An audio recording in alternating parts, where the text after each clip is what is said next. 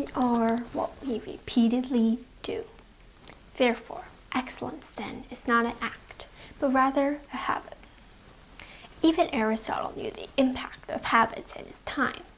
Habits are an unnoticed but large factor in our day-to-day lives and have lasting impacts over the years, decades, and even life. Learning how to build as well as break habits is priceless towards living your best life. A habit consists of 4 steps: cue, craving, routine, and reward. These are the terms used by Charles Duhigg in his book, The Power of Habit. Without them, the habit will never be executed. During the cue, we receive the reminder or trigger to do said habit. During the craving, we start to want to do the habit. During the response, we will do the habit. During the reward, we will reap the benefits of doing our habit. Some habit loops will take hours to execute, some less than a second. Habits are notoriously hard to build, but once they're fully built, which can take a varying amount of time, it will be hard to resist.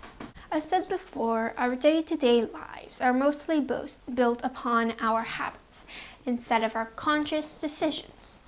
Habits are good foundations to launch a great life, or they could be your worst downfall.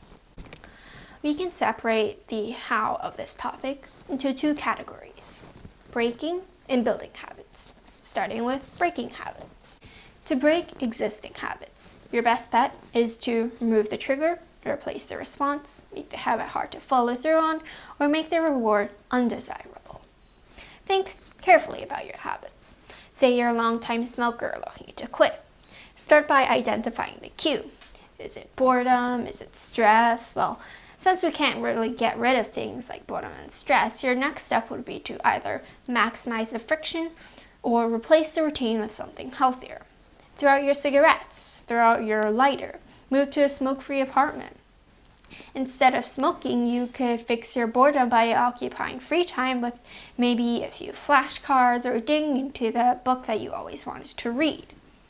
Instead of smoking, solve your stress problem with some deep breathing or meditation.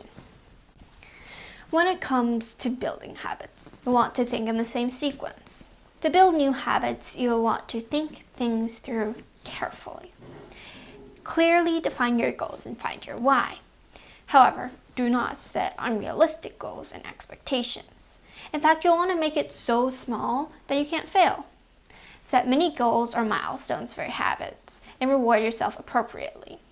Break big habits down into smaller habits. Just make it easier for you to start. And in the times you lack motivation, remember your goals and remember your why. One good tip I have here is visualization. People will often visualize the product of the habit, the end goal. They will visualize themselves winning the race or earning top marks or mastering a new language. The thing is, what you want to be visualizing is actually the process. And I know this sounds cliche, but learn to love the process and instead of visualizing your finish line, visualize the process. Visualize yourself training, studying, or practicing. The mind and the imagination are powerful things, so take advantage of them. When building new habits, you'll want to set up the habit loop appropriately. You'll want to plan the cue and the reward as well as the routine. Let's say you want to learn a new language. Simple, your routine is to practice. As for your cue, find something in your environment to remind you to do the habit. The best cues are consistent ones, and try to pick habits you can do daily. As for your rewards, try something that you enjoy. Do you enjoy watching YouTube? Whenever you want to watch a YouTube video during the day, add it to your watch later list, which you can watch after you've done your daily practice. After all that, I want to present you with a few tips that I couldn't fit into the rest of the script. My first tip is to find where your habit breaks down and find a way to fix it. Sometimes the problem isn't us. The habit contains the problems. Second tip is to chip away at your goal with small steps. Slow and steady wins the race after all. Third tip is to focus on one habit at a time. This tip is actually pretty important because it's notoriously hard to build one habit, let alone many at a time, and you don't want to overload yourself. For example, my goal is to be fluent in Swedish. My habit is to practice Swedish on Duolingo and tiny cards every day. If I took another language under my wing, which, trust me, I've tried, I'm going to have a tough time. Fourth tip is to commit for 30 days. 30 days for the mind won't seem too hard, but by then your habit will be on its way to getting a hold in your routines. Fifth tip is to make the habit part of your identity. For example, back to my Swedish example. When introducing myself, I could say, "Hi, I make videos on YouTube and blog about productivity, self-improvement, minimalism, and how to lead a good life in general. I love knitting, reading, writing, coding, and learning Swedish." See how I slipped it in there? It may seem subtle, but then again, the brain is a powerful thing, and that little additional word has reprogrammed my mind to self-identify as a Swedish learner. Sixth tip is to try your best to eliminate barriers for your new habit. Sometimes the friction is what's holding you back. Seventh tip is to improve your habits a little every day. While improving just a little every day might seem insignificant, but after a while, the small improvements you make will add up. Eighth tip is to follow the 2-day rule. Never miss twice. First time you slip up, it will be just a mishap, a mistake. Second time, it becomes a trend. Never miss twice. Lastly, I want to introduce a challenge that was an idea of a channel named Improvement Pill, which I found quite interesting. I will link to their channel and their challenge video in the description below and also in the cards. Anyway, the idea behind the video was to assess every part of your life and decide which part you wanted to focus on to improve during this quarantine. Then you would think of a habit to stick to for the rest of the quarantine. I thought this was a splendid idea, and I'm trying it out for myself.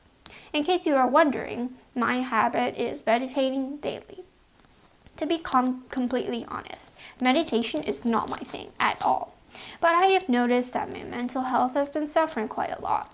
What with this quarantine, stress of switching from a public elementary school to a private middle school, managing all this all-new channel and blog, handling life stresses in general, my mental health is taking a serious blow. I'll be honest, I've been neglecting my mental health quite a lot, and now with quarantine, my hope is to turn that around. Now we all know that habits are so important to shaping your ideal life. What habits are you going to try to implement in your life during quarantine? Leave them in the comments below if you want me to be your accountability partner. Thank you guys for watching, I really appreciate it. If you want to check out a blog form of these videos, you can check out my blog, which is linked in the description below. If you want to learn more about me, you can check out my personal website, which is also linked in the description below. Lastly, if you want to see how I implement these tips, tricks, and advice into my own life, you can check out my vlog channel, which is, again, linked in the description below. Thank you guys again for watching, and as always, stay safe, stay healthy, and have a productive day.